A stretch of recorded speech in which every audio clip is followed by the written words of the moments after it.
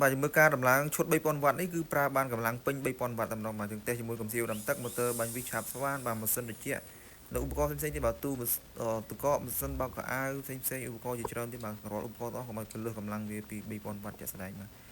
ខាងនេះយើងរៀបជូនភ្ញៀវនៅខាងខេត្តកំពង់ចាមបាទឈុតប្រើជាមួយសូឡាបាទផ្នែកខាងលើមាន USB Type C Fast Charge សាកលឿនបាទដោយសាកចូល in ចូលបាទដោយប្រភេទបន្ថែមថ្ម 24V បាទដុំ controller សាកដាក់សូឡាចូលបាទយើងអាចដាក់សូឡា2ទៅ3ផ្ទាំងបានបាទ550វ៉ាត់ហ្នឹងបាទប្រើឈុតនេះគឺបងប្អូនរៀបប្រើចំណេញកាត់បន្ថយភ្លើងគីឡូរ៉តបាទកាត់បន្ថយការចំណាយលើភ្លើងគីឡូរ៉តបាទយើងមើលគ្រឿងបង្គុំដែលយើងមុននឹងរៀបដាក់ចូលបាទយើងមើល inverter បាទ power inverter គឺ3000កម្លាំងពេញតែម្ដងបាទគាត់មើលគ្រឿងគឺដឹងបងប្អូនគាត់មើលគ្រឿងដឹងបាទដឹងថា inverter តម្លៃប្រហែលបាទគាត់មើលគ្រឿងខ្លឹមអែនម្ដងបាទក្នុង52អានេះយើងអាចប្រើ12 24V អូតូភ្លើងបាទ12V ក៏បាន 24V ក៏បានបាទយើងមើលគ្រឿងខ្លឹមជាតិអែមតែម្ដងបាទកម្លាំងខ្លាំងពេញ Fuel ចាញ់ V inverter បាទប្រភេទ inverter Fuel ចាញ់ V ហ្នឹងគឺប្រើធានា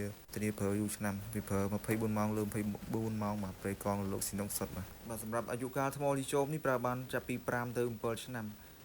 ហើយថាមពលថ្មផ្ទុកសរុបរៀបឈុតនេះ 1.7 kW ជាង Power inverter 3000 វ៉ាត់បាទបើសិនជាប្រៀបធៀបនឹង Power Station ក្រុមហ៊ុនបើបងប្អូនទិញស្រាប់វិញតម្លៃយ៉ាងតិច800ទៅ$1000បាទបើនិយាយពីសមត្ថភាពវិញបាទនេះយើងអាចចល័តបានដូចគ្នា1500វ៉ាត់ដាក់ម៉ូទ័រនេះដុបពីលើទៀតបាទឥឡូវយើងតេស្តម៉ាស៊ីនត្រជាក់បាទយើងមើលបងប្អូនគ្នាម៉ាស៊ីនត្រជាក់កម្លាំងម៉ាសេះមើលតាមខ្សែហ្នឹងបាទកុំច្រឡំថាខ្ញុំតខ្សែបណ្ណាបណ្ណៃមកបាទខ្សែគឺខ្សែចូលទៅក្នុងម៉ាស៊ីនត្រជាក់Panasonicខ្ញុំដាក់ម៉ាសេះខ្ញុំបើកមកអស់តែម្ដងបាទបើកយើងបើកមកអស់ VC គួរសមដែរបាទ16អង្សាត្រជាក់មកអស់ហ្នឹងកម្លាំងម៉ាសេះតែពិត VC ជាក់ស្ដែងដល់5-600វ៉ាត់នេះបាទឃើញគឺលូត500វ៉ាត់ជាងទេឥឡូវយើងដាក់កំសៀវនេះគឺស៊ីខ្លាំងមែនកំសៀវដាំទឹក1500វ៉ាត់អញ្ចឹងកំសៀវដាំទឹកនេះមួយស៊ីប្រហែលនឹងម៉ាស៊ីនត្រជាក់កម្លាំងម៉ាសេះ3បើក្នុងពេលតែមួយបាទអញ្ចឹងយើងដាក់កំសៀវដាំទឹកនេះមួយម៉ាស៊ីនត្រជាក់នេះមួយក្នុងពេលតែមួយអញ្ចឹងវាស្មើនឹងម៉ាស៊ីនត្រជាក់4បើក្នុងពេលតែមួយបាទឥឡូវយើងដាក់ម៉ូទ័រនេះមួយទៀតម៉ូទ័រទុយនេះស៊ីផុយតែម្ដងបាទឲ្យស្ពៃតែម្ដងម៉ូទ័រនេះតិចទូចទេបាទម៉ូទ័រ700វ៉ាត់800វ៉ាត់500វ៉ាត់នេះ WVC ជាក់ស្ដែងស៊ីតែ200វ៉ាត់ជាង300វ៉ាត់ទេបាទ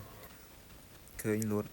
នៅពេលយើងចុចមកលូត800វ៉ាត់ហ្នឹងវាស៊ីតែ2-300វ៉ាត់ទេបាទអញ្ចឹងបងប្អូនចង់ដឹងពីសមត្ថភាពវាបន្ថែមវិញអាចសាកសួរអ្នកប្រើប្រាស់ផ្ទាល់បាទអំប្រុសនៅខាងខេត្តកំពង់ចាមបាទរាល់តំណែងអីវ៉ាន់ខ្ញុំចេញទាំងអស់តែបង្ហាញនៃលេខអ្នកទទួលបាទគ្រប់វីដេអូផលិតផលដែលរៀបដំឡើងចេញបង្ហាញខ្ញុំបាទបងប្អូនអាចតាក់ទងសួរផ្ទាល់បាទឈុតនេះបងប្អូនអាចសួរអ្នកប្រើផ្ទាល់ថា power inverter ហ្នឹងប្រើបានអ្វីខ្លះបាទបើសួរទៅលើថ្មអត់ត្រូវទេបាទព្រោះថ្មយើងរៀបតិចតម្លៃតិចទៅតាមហ្នឹងសួរចង់ដឹង power inverter ប្រើបានឧបករណ៍អ្វីខ្លះកម្លាំងវាហ្នឹងបាទហើយយើងមើលផ្នែកខាងក្រោយមានកង្ហារខ្យល់ចេញចូលភ្លើង 12V ដាក់អកៅរថយន្តបានបាទឈុតនេះយើងអាចប្រើលើកចល័តដាក់ប្រេចំការបានដាក់តាមរថយន្តកៅអកៅរថយន្តបានហ្នឹងបាទ